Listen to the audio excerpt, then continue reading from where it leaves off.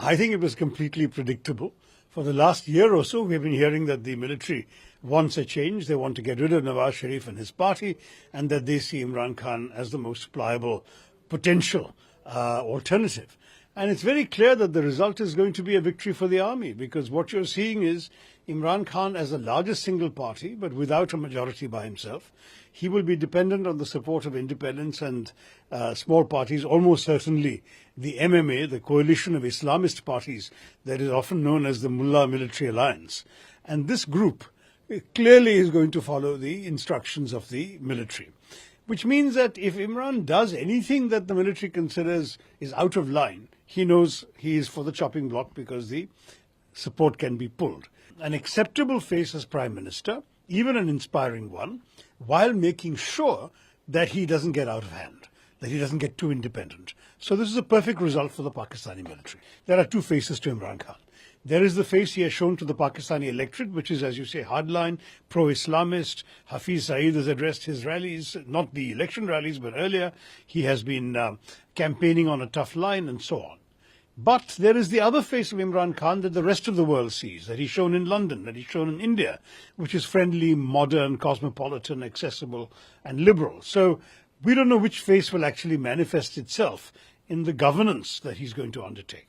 But second and more important, relations with India have always been the privilege of the Pakistani military.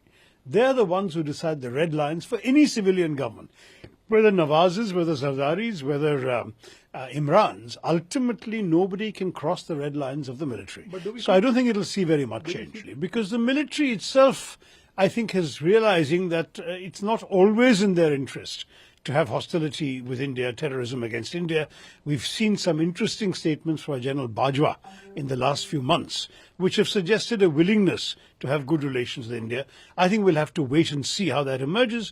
It could be a continuation of all the bad years, or it could actually witness a change, with the military deciding that it's in their interest to have a better relationship with India. Question of dynasty as such, because Nawaz Sharif and his daughter were both in jail, and they don't have any other sort of children in the fray.